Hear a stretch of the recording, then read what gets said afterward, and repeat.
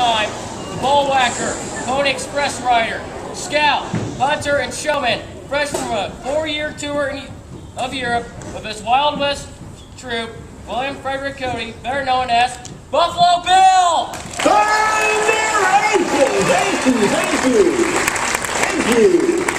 It's great to be back in Indiana. I've been out in Wyoming doing my show at the Irma Hotel in Cody, a little town I built out at the eastern entrance to the Yellowstone Park. Now, young fella up there, about your size, asked me, he said, "Colonel Cody, when did you first come to Bighorn Basin?" And I told him it was when this fella here hired me. This fella's name is Othniel Marsh. He's got bigger whiskers than I do.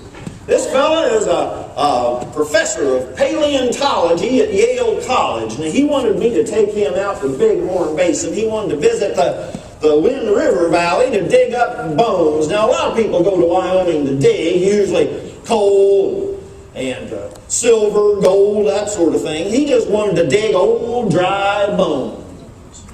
But they were great big bones for critters, and he gave names like Stegosaurus and Triceratops and Tyrannosaurus Rex. You know what those are, don't you? Well, that's the fella that first found those, and that's when I first went to the Bighorn Basin. Ladies and gentlemen, permit me to introduce to you a Congress of the Rough Riders of the world. Now, for over 30 years, I've used those words to introduce the Wild West to presidents and paupers, princes, popes, and potentates. And in all that time, I've used this song to introduce the Wild West. I hope you know this song. It was written by a Baltimore attorney with a poetic streak.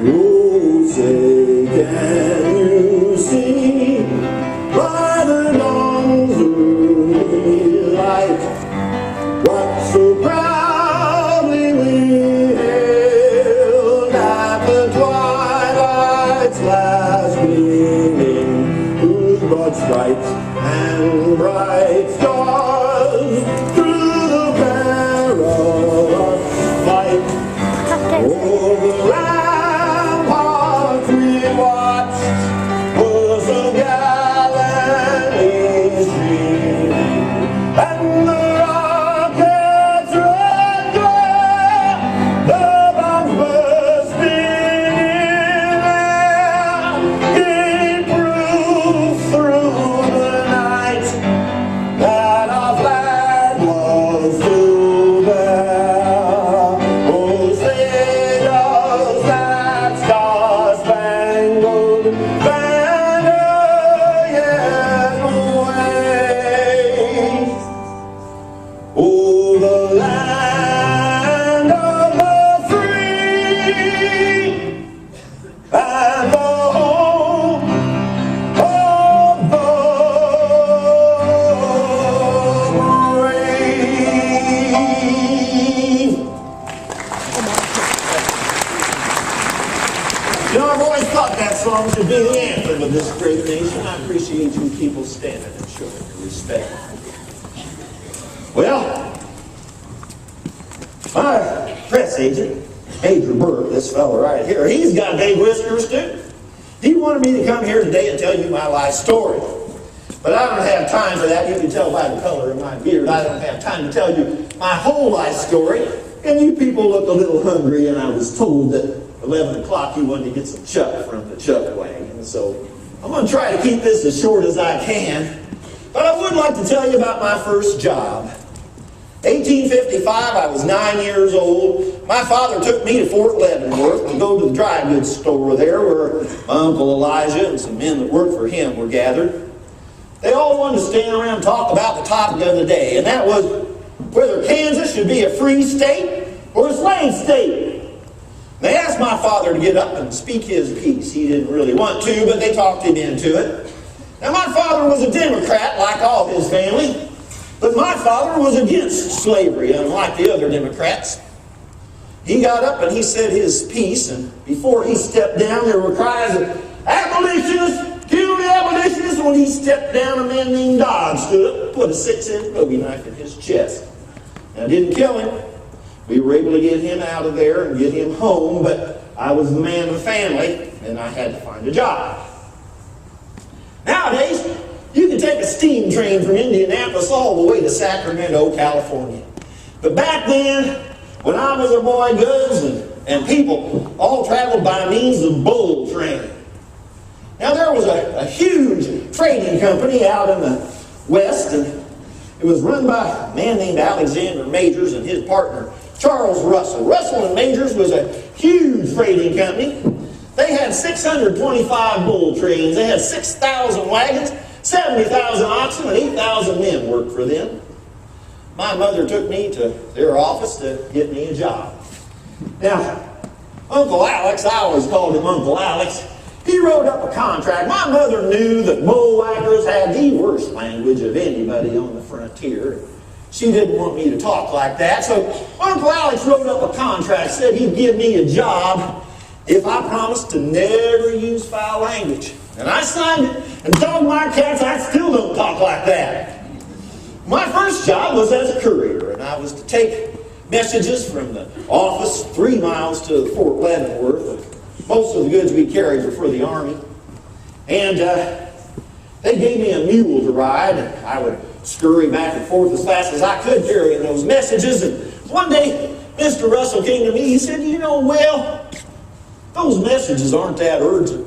We don't want you wearing out that old mule." Well, I never did figure out how that mule went over my head to the boss, but I just kind of slowed down a little bit. Later, they made me a cavallard. Now, that's the boy that takes care of all the spare animals on the wagon train, all the spare oxen and mules. I got to travel with the train. After a couple of weeks, I met all the men on the train. There was one great big bull whacker, kind of decided I was going to be his servant. He would tell me what to do, and I'd hop and do it, until one night, after Chuck, I was sitting on a wagon tongue. He wanted me to go get his cigarette fixings out of his bedroll. I kind of ignored him. He cuffed me upside the head, knocked me off the wagon tongue. Well, this blonde-haired fellow stood up, great big guy. He yelled, "If you ever lay a hand on that boy, have a little belly again, I'm going to give you a thrashing you won't get over for a month of Sundays." Now, that fellow became a good friend of mine, for obvious reasons. His name was James Butler Hickok, but he's become famous with the name of Wild Bill. And I'll call him that from now on. He was known as the highest jumper, the fastest runner, the toughest fighter, and the man on the wagon train. He's a good friend of mine. He was a bull whacker. Now, bull whacker's a couple things. It's a stick about 4 or 5 foot long with bullwhip on the end. And it's the man that walks beside those oxen, keeps them motivated with that bull whacker, keeps them motivated in the right direction. Now, they made me a bull whacker too, but here's a song about bull whackers.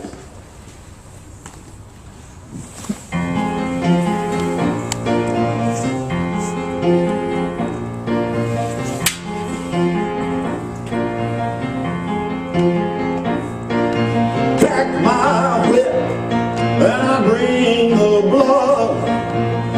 I make the leaders take the road. Grab the wheel and we turn around. One long boy and we're on high ground. To my roll, to my roll, to my radio. To my roll, to my roll, to my radio. To my roll, to my roll, to my radio.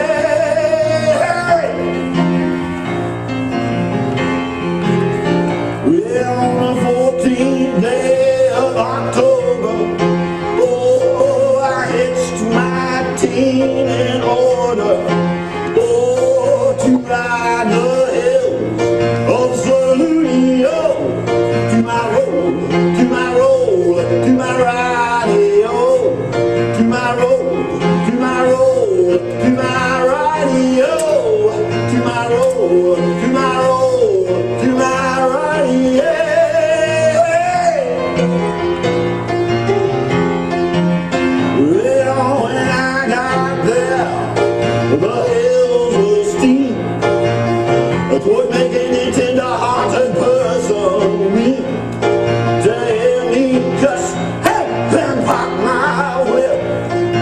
see my oxen go and slip.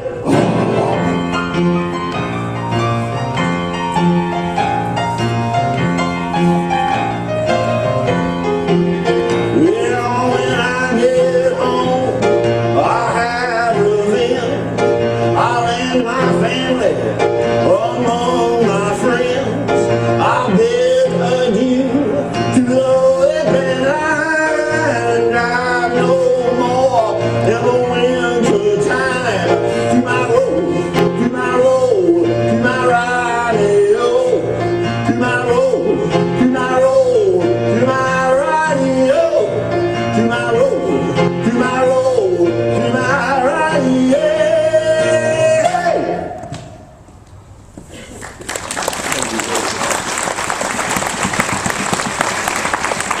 I got my name. I got a job 1868 hunting buffalo for the Kansas Pacific Railroad. They told me they'd pay me $500 a month. That was big money in 1868 to kill 12 buffalo a day to feed the men who were building the railroad across Kansas. They gave me a little fella named Scotty and a buck board, a couple of mules. Scotty had a roll of knives. He was quite a butcher. We'd go out in the plains, I'd find some buffalo, I'd shoot 12 or 14. Scotty could rip a hide in no time. He'd take the rump, the hump, the tongue. We'd load the meat up on the buckboard, take it back to Iron's End. And all the railroad men would sing, Buffalo Bill, never missed and never will. Always aims and shoots to kill, and the company pays his Buffalo Bill. Well, that's how I got my name, Buffalo Bill. You know, people say I had something to do with the near extinction of the buffalo. I figure in the 18 months I was hunting buffalo for the railroad, I killed about 4,280. Now when Lewis and Clark went through the West in 1805, they calculated there were upwards of 60 million buffalo on the frontier. I don't think that little number I killed had anything to do with the near extinction of 60 million bison. I'll tell you who did, though. It was the hide hunters. 2 years after I quit hunting buffalo, 1870-71, there was a severe shortage of cowhide, and the tanneries in England and Germany had to look for a replacement, and they just developed a technique to commercially tan buffalo hide and make a leather that was more supple, more durable, and available in longer lengths than chrome tan cowhide, and it soon became the preferred material for flat drive belts in the industrial age. Back in the East, in Connecticut, Massachusetts, Pennsylvania, every river was being built up with factories and water wheels. Turn a big shaft through the ceiling of the factory, and every few feet there'd be a pulley. And from that pulley, there'd be a buffalo hide belt going down to the lathes, the drill presses, the looms, the spinning machines of the industrial age. Now, supplying that demand for the industrial age came to the hide hunters. And it became their job then to kill the bison and take the hides. And they would. They'd kill hundreds and hundreds of them and leave the carcasses to rot while they took the hides. A man could buy a Remington rolling block or a Sharp's rifle and sit back at 1,000 yards in no danger at all and shoot buffalo. They're the fellas who caused the near extinction of the buffaloes, those dirty hide hunters. I don't like hide hunters much, but here's a song about hide hunters. This guy didn't have a very good time out in the West.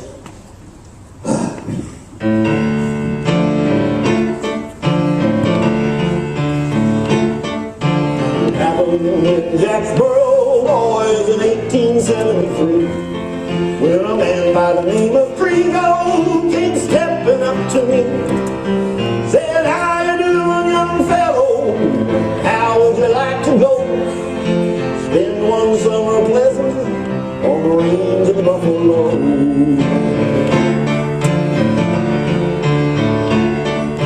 Me being out of employment to this Trigo, I did say, you know, going out on the buffalo range depends upon the pay. But if you pay good wages, transportation to and fro, sure, I think I'll go to the range of the buffalo.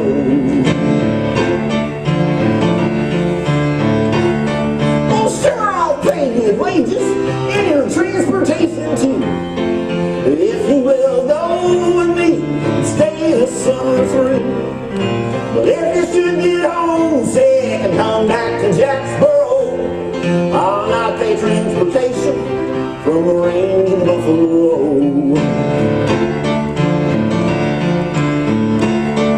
So our outfit was complete, 7 able-bodied men, with baby goats and needle guns. Our travels soon began. The way it was a pleasant one, the route we had to go, until I reached Peace River in the range of the buffalo.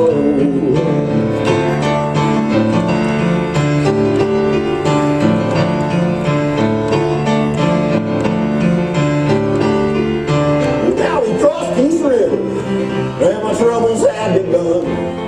Oh, the first burn tail I went to rip, I cut my thumb. And skin them dirt old stinkers sure put on a show for the Indians watching to pick us off from the range of the buffalo.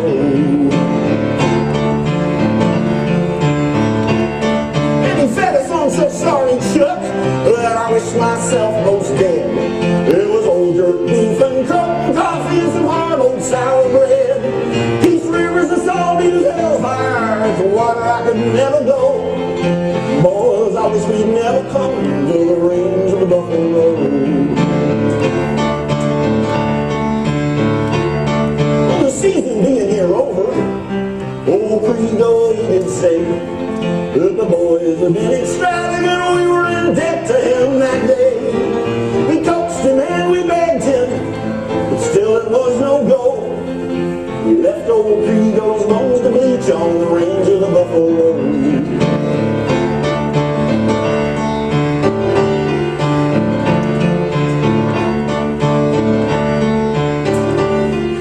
Well, now we've crossed Peace River, and onward we are bound. No more in this country shall ever we be found. Going home to our wives and sweethearts, tell others not to go. For God's forsaken the buffalo range and the doomed old buffalo.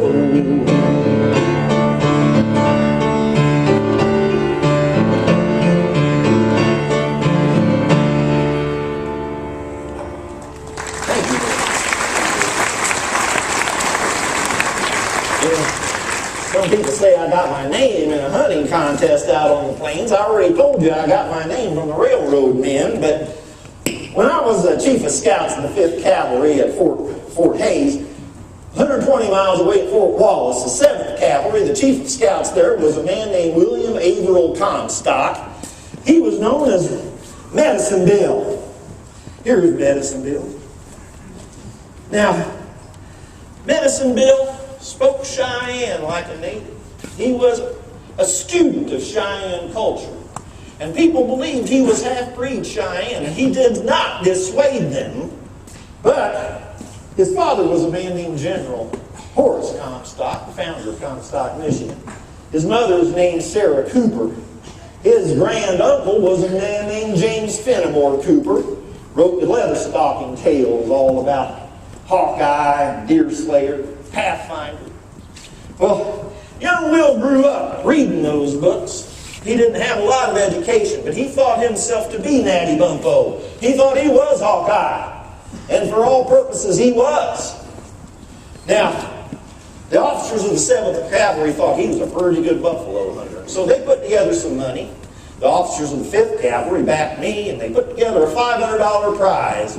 We put posters up all up and down the railway. Lulu brought little Art out on an excursion train to the contest. They brought a wagon with straw and ice and had champagne and cases of beer on it. And we took it out in the middle of the prairie. Medicine Bill and I found a nice herd of buffalo. The idea was he'd go in from one side and I'd go in from the other. We'd shoot buffalo for 8 hours and see who killed the most. Now, Medicine Bill, he got his name Medicine Bill. His father was an Indian trader. He grew up living in Indian villages for months at a time.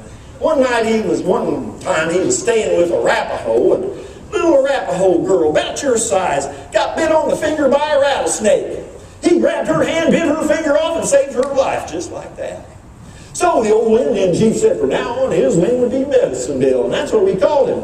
But everything Medicine Bill had was big medicine. His field glasses were big medicine. His horse was big medicine. His rifle was big medicine. Now, Medicine Bill had a Henry rifle. It was a rifle that all the secessionists said you could load on Sunday and shoot all week. Held 16 rounds in a tube magazine, lever action, but it shot these little cartridges we called flatheads. They were little 44 caliber rim fires. They didn't carry enough lead or powder to be truly efficient executioners. Now, Bill liked to ride in and he'd shoot the last buffalo in the herd. The others wouldn't notice. They'd keep right on going. He'd ride up and shoot the next one. They'd keep on going. When he got done, he killed some buffalo, but they were strung in a straight line all across the prairie. I like to use my single shot, my 1866 Springfield Allen conversion, been converted from a muzzle loader to a breech loader. It fired a 50 caliber cartridge with 70 grains of black powder, and I named mine Lucretia Borgia. Back when Lulu and I were living in St. Louis, we went to a play by a man named Victor Hugo about Lucretia Borgia. At the end of that place, he killed everybody in that place. Well, I thought that'd be a good name for my rifle. So I named my rifle Lucretia Borgia. But when she spoke, those bison listened. Now, I like to ride up to the front of the herd, and I would shoot the leader. And the rest would take a little turn to the left. And my horse Brigham was the best buffalo horse. He'd go right up to the next one, and we'd shoot that one, and they'd take I'd get them going in a great big circle, kind of like a billiard player nurses his balls. I'd have them all killed right there in one spot, easy to pick up. Old Scotty used to like that, but the last one that day of the contest, I kind of heard it towards that excursion train. All the ladies there were screaming, "Oh, here they come!" I killed that last bison about 50 yards away, caused some great excitement. One thing I found out that day, cold champagne's a mighty good drink on the Kansas prairie, and a buffalo hunter is a good man to get away with. That was a pretty good contest. At the end of the day, I shot 69 buffalo. Medicine Bill shot 46. I won the $500 prize.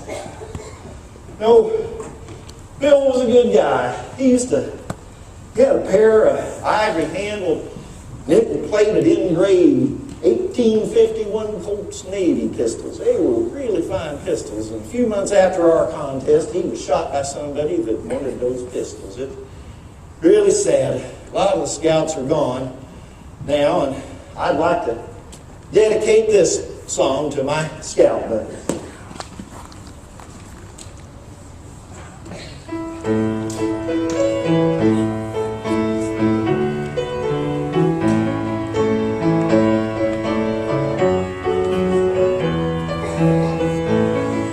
Come all of you, my brother scouts, and join me in my song. Come let us sing together, though the shadows fall so long. Of all the old frontiersmen who used to scour the plains, there are not many of them who with us yet remain. Day after day they're dropping off, they're falling one by one. The clan is fast decreasing, the race is almost run. There were many of our number who never wore the blue, but faithfully they did their parts, brave men tried and true. No, they never joined the army, had other work to do, in piloting the coming foe to help them safely through. My brothers, they are fallen, the race is almost run. The days of elk and buffalo and beaver traps are gone. Yes, the days of elk and buffalo, it fills my heart with pain to know these days are past and gone to never come again. And we fought the redskin rascal over Valley Hill We fought him on the mountaintop, we fought him down again. These fighting days are over, the Indian yell sounds. No more along the border. It wasn't really like that. You know, I never ever felt like a white man fighting a red man. And I'll tell you what, when I was Chief of Scouts of the 5th Cavalry, there were 8 companies of men. There were 4 companies of white soldiers. They were mostly immigrants, new immigrants from Scandinavian countries, from Scotland, from Germany, from Ireland. But there were also 4 companies of Pawnee Scouts under the command of my old buddy, Major Frank North, his brother, Luther North. Luke, we called him. Now, I learned scouting really from those Pawnee Scouts. But they told me this story. The original inhabitants of the Black Hills were the Arikara and the Pawnee. Now, they were several people, and they lived in permanent lodges made of lodgepole pines. They put willow branches on top, cover it with sod turned upside down, and put clay on top. They were permanent villages. They would plant crops. They would plant squash, maize, beans, and pumpkins. And occasionally they'd hunt on foot. But, and they did have horses, but they only rode them to hunt, and then they would dismount.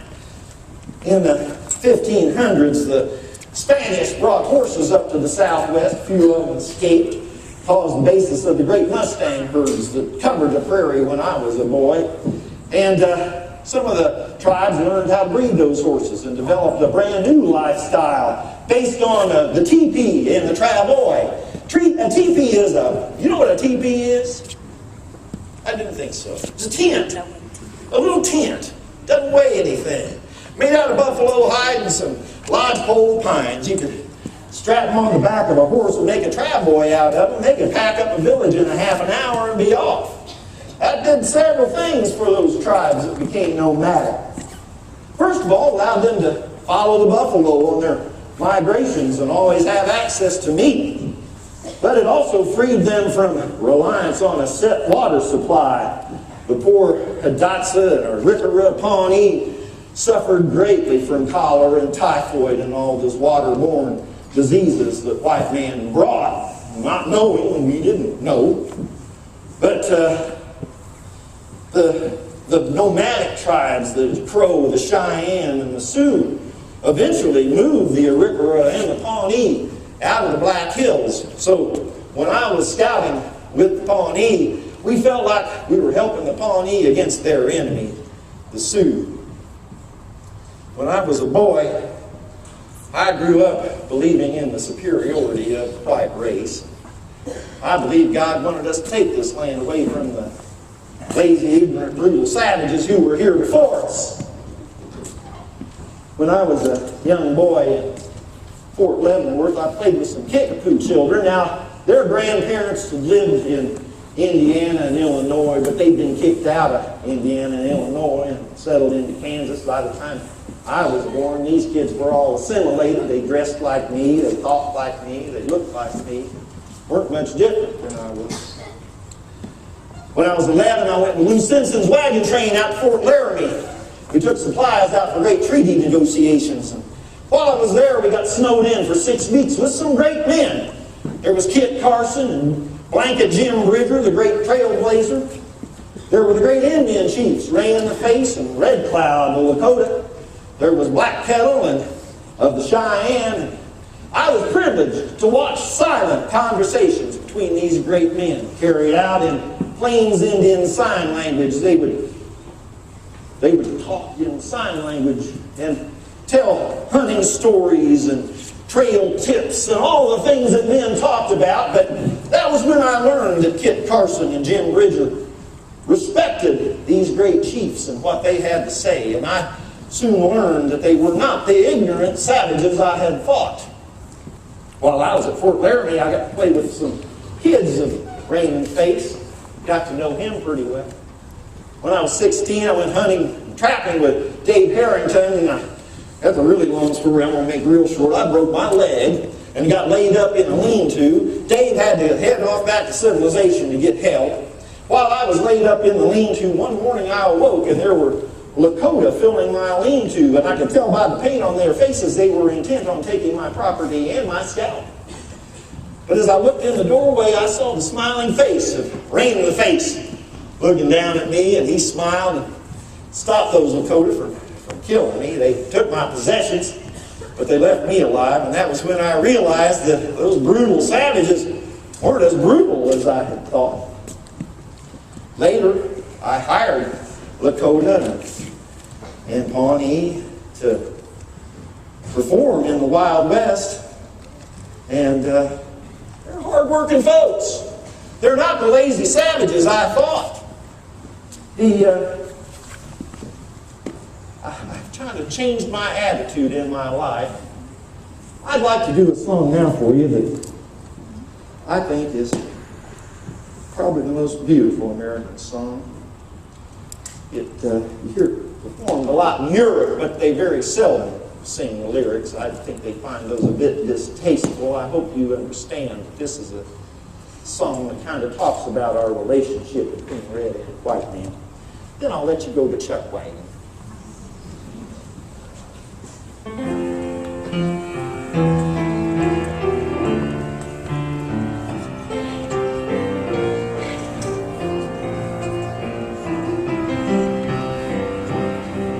Missouri is a mighty water, away rolling river. The Cheyenne camp lay on its border. Away, I'm bound away across the wide Missouri. This white man loves the Indian maiden. Away, rolling river, with nothing sweet my tongue's laden. Away, I'm bound away across the wide Missouri. Oh, Shenandoah, I love your daughter. Away, you rolling river, and I'll take her across yon rolling water.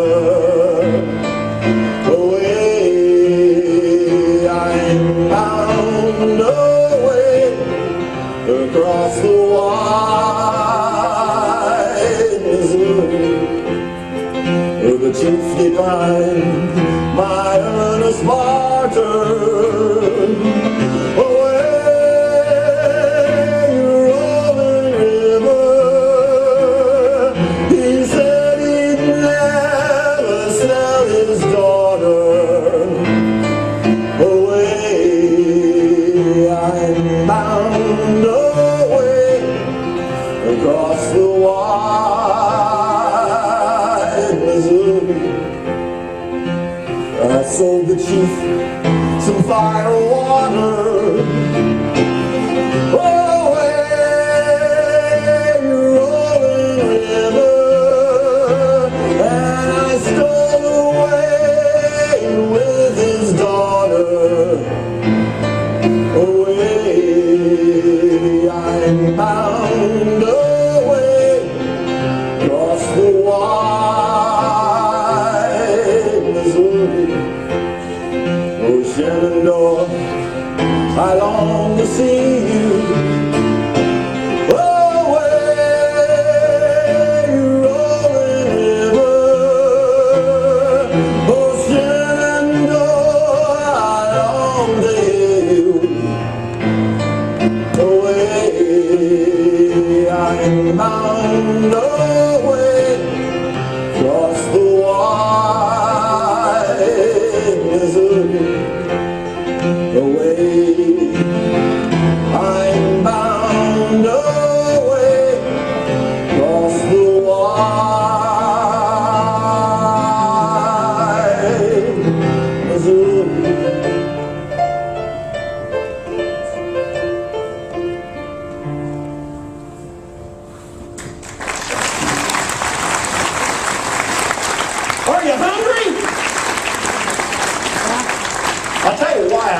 that. I know it's time, but you know, my late partner, I got a picture of him here too somewhere. Let's find it. My late partner, Nate Salisbury.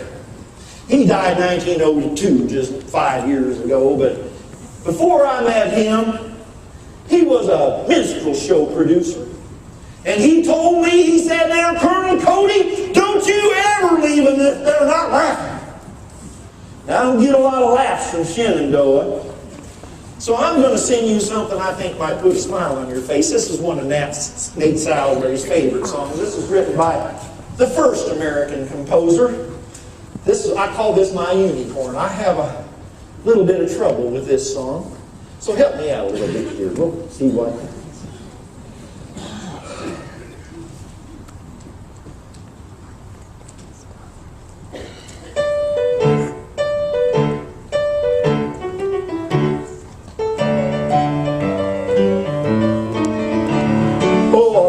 Single men, don't ever give up in despair, for there's always a chance for this life to capture the hearts of the fair. No matter what may be your age, you always make a fine dash, and you'll suit all the girls to a hair if you've only got a mustache, a mustache, a mustache, if you've only got a mustache. No matter for manners or style, no matter for worth or for fame, oh, this seems to have something to do with young ladies changing their name. There's no reason now to despond or go and do anything rash. For you'll do no, you can't raise a cent if you'll only raise a mustache, a mustache, a mustache, if you'll only raise a mustache. May be thick as a block, or empty as any football. Oh, your eyes may be green as a grass, and your heart just as hard as a wall. Just take the advice that I give, you'll soon gain affection and cash. And you'll be all the rage with the girls, if you'll only get a mustache, a mustache, a mustache, if you'll only get a mustache.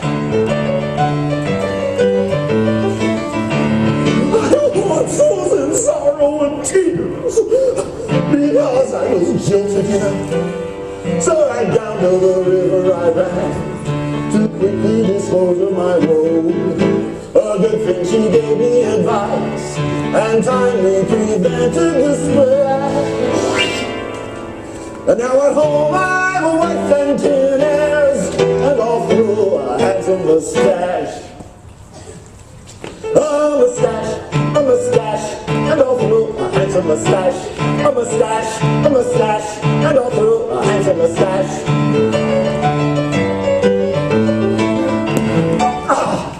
Thank you very much. Thank you very much. Thank you.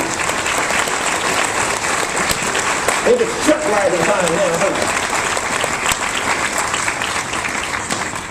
Let's give Wild Bill another big round of applause.